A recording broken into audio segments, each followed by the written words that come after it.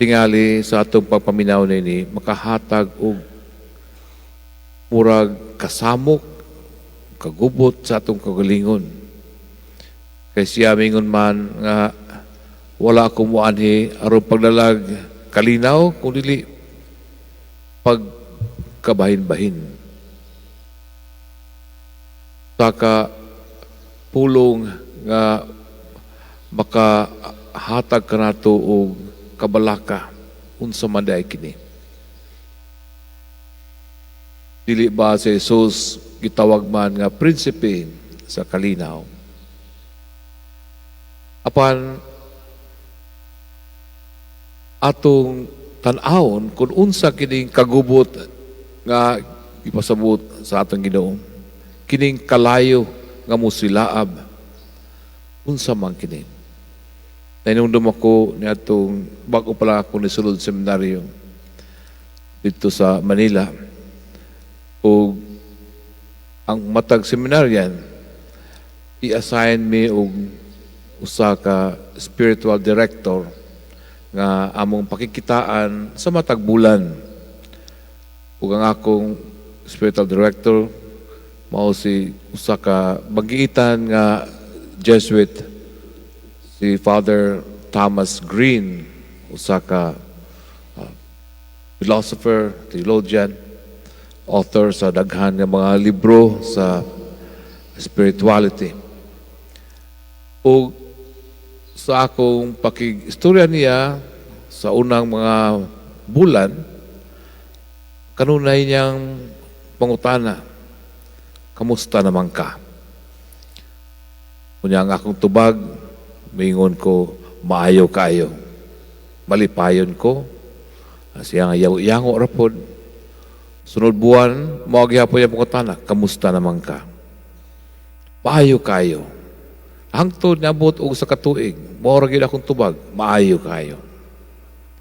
Hangtod niabot ang panahon nga murag niabot ko og kining murag pagduda sa kaugalingon, kanang kabalaka ug kahadlok kung unsa kini akong gisudlan.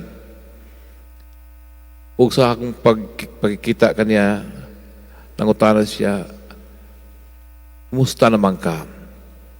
Mingon ko, naistorbo ko. Ug siya mipahiyom, mingon siya, nalipay ko nga naistorbo ka. Kay kung dili ka maistorbo, murag dili ko mahimutang. Ano man? Kay matod pa niya, ang pagsunod sa tawag sa Diyos, makaistorbo gayon. Tuod man, tinuod kini. Tinuod ang ingon nga kung ang usa ka tawo buot nga makakita sa bunga o makaani sa bunga, usahay kinahanglan nga ang punuan nining prutas pagatay ugon aron mahulog ang bunga niini. Katong unang pagbasa nga gikan sa basahon ni Propeta Jeremias.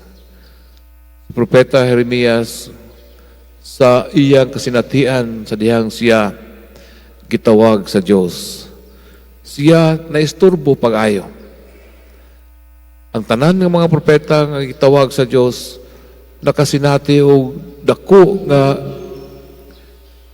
pagka-isturbo sa kaugalingon.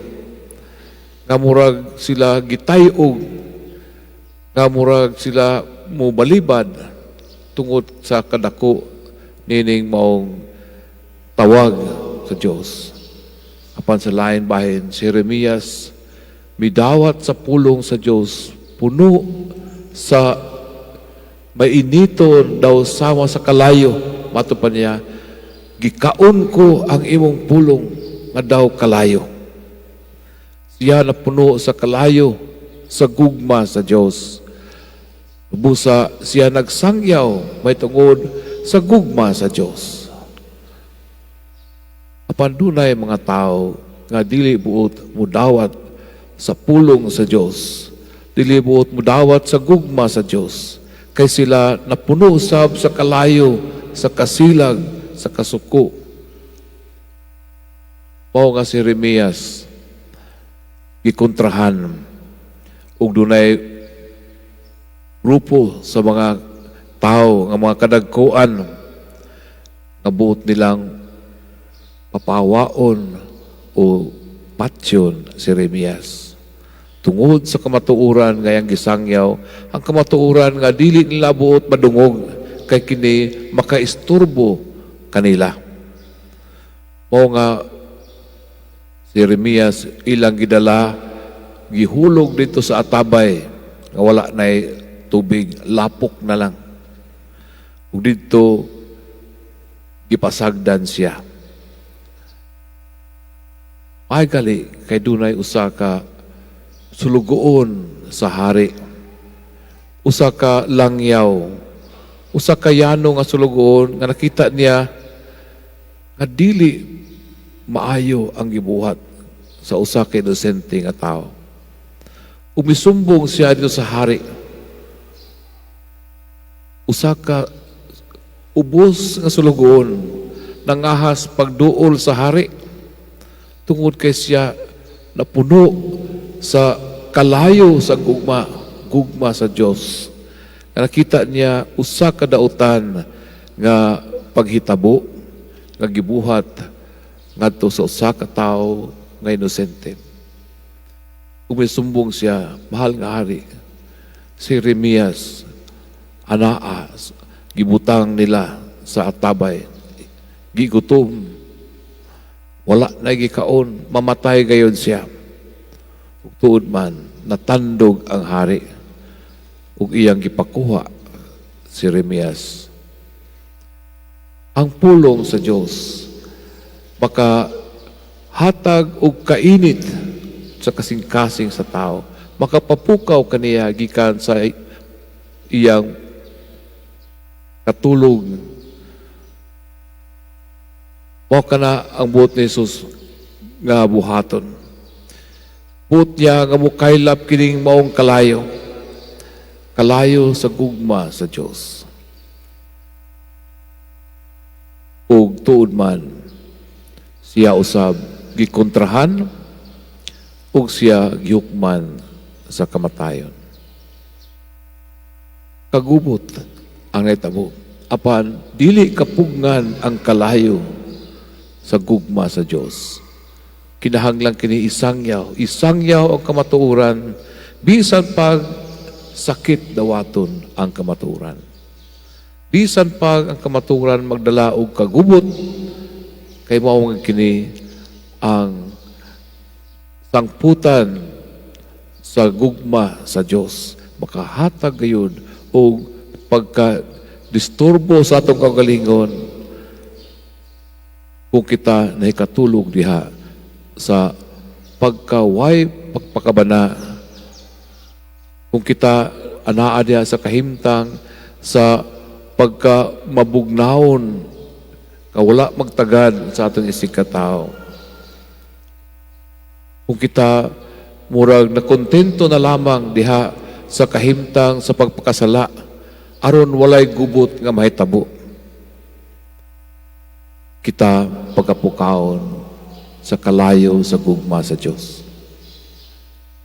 Ang resulta dili kalinaw kung dili pagkabahin-bahin. Pagkabahin-bahin nga dala sa gugma sa kalayo sa gugma sa Dios. Ako nagisaysay kaniadto ang sugilanon sa usa ka batan-on nga babae nga akong nakaila.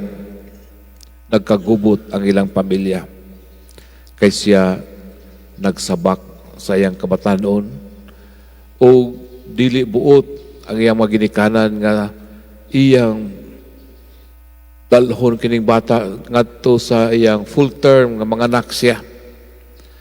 Kay anak siya o usa ka kining politiko, usa ka politician nga hapit na ra pang eleksyon nga kung mubuto ang isyu ng iyang anak na burusan, mapildi gayud siya sa eleksyon. Busa buot niya nga ipalaglag ang bata. Buot sa iyang amahan ug inahan nga ipalaglag ang bata. O kining bata, kining batanon nga babae, dili niya mahimo kini. Kay mato pa niya, tinuod nakasala ako, apan dili ko dugangan ang akong sula pinagi sa pagbuhat nining pagpatay sa bata. Usa, ang iyang mga ginikanan mingon kaniya, kung dili mo ipalaglag ka ng bata, dili ka na among anak. O kining batanon, mingon siya, sakit alang kanako nga sa likway sa ginikanan, apan kinahanglan buhaton ko ang husto. Usa siya milakaw sa ilang balay. Siya gisagop sa mga madre dito sa Quezon City. Daghan mga istorya ang inana. Magkabungkag ang pamilya tungod kay dunay mibarog alang sa unsa ang husto, unsa ang makiangayon, unsa ang kamatuoran. Dili kalinaw kung dili kagubot ang mamot. Apan pinaagi nining kagubot tungod sa kalayo sa gugma sa Dios, gugma sa ebanghelyo, gugma sa misyon. Kung mao man kini ang moabot kanato, kita adunay tahas sa pagdala nini ngadto sa kalibutan, bisan pa kung dunay may tabo nga kagubot. Apan kinahanglan mag-amping kita, dili kagubot mao ang tumong, kundi ang pagdala sa gugma sa Dios. Dili ingon nga mangita kitag kagubot, kundi atong dalhon ang gugma sa Dios. Apan kung mo amang kini ang sangputan nini, maog yun ka na ang kining kabubuton sa Dios na dunay ingon niya na nga panghitabo, apan ang sangputan nining tanan mao ang tinuod nga kalinaw. Ang kalinaw nga nagsumikad diha sa kamatuoran, sa hustisya, sa kaangayan. Mao kana ang magdala og tinuod nga kalinaw. Walay tinuod nga kalinaw nga may tabo kung kini nakagamot lamang sa bakak o inhustisya. Ang tinuod na kalinaw makabuot lamang kung dunay paghigugmaay, pagpuyo diha sa pulong sa Dios. Mga igsoon, kitang tanan gihagit karon. Kitang tanan gipahinumduman nining maong gugma sa Dios. Gugma sa Dios nga atong nasinati. O kita gihagit sa pagdawat nining maong gugma diha sa atong kasing-kasing. O pagdala nini ngadto sa uban. Bisan pa kung unsay dangatan nini. Kaysa katapusan, magpatigbabaw ang kalinaw. Kalinaw nga dili mahatag sa kalibutan. Kalinaw nga mahatag lamang sa atong Ginoong Jesucristo. Usa, kung kita anaa sa kahimtang diha sa makaingunta nga kalinaw o kanang kalinaw nga nagsumika diha sa dili ang kamatuoran. Itawag nga false sense of peace.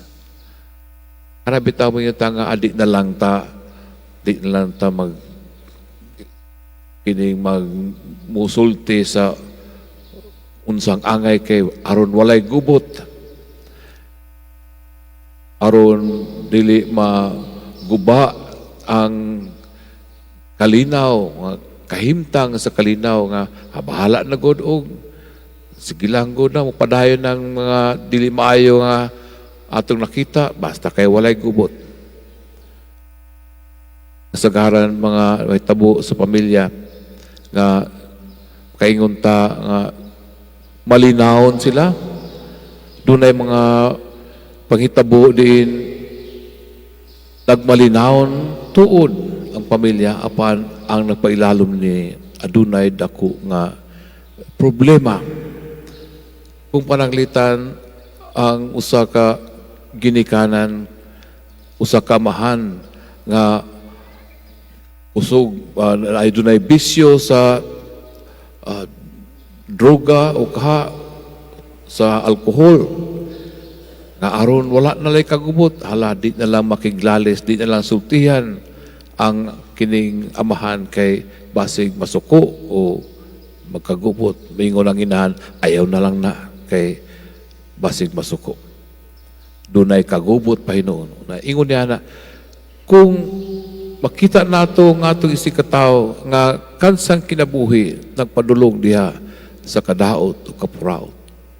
Aduna kitay tahas, aduna kitay kining katungdanan sa pagpahinumdom sa atong higalaw igsuon sa kamatuoran bisan pa kung kini makaguba sa relasyon kay atong gibuhat alang sa iyang kaayuhan sa mga tao nga nagpalibot kaniya. Usa o nay tingali kamatuoran ang kinaadman sa panultihon. Tingali kinahanglan usab nga pagatay-ugon ang atong kinabuhi aron kini magmabungahon. Atong dawaton ang kainit sa gugma sa Dios ug atong puy-an ug atong ipaambit. Hinaot-anda.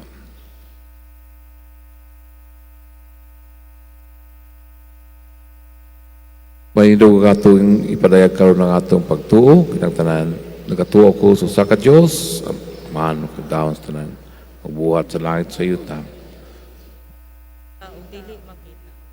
Nagatuo ko sa usa ka Ginoo sa Kristo, ang mutong anak sa Dios, gianak samahan sa wala pay katuigan, Dios gikan sa Dios, kahayag gikan sa kahayag, matuod nga Dios gikan sa Dios.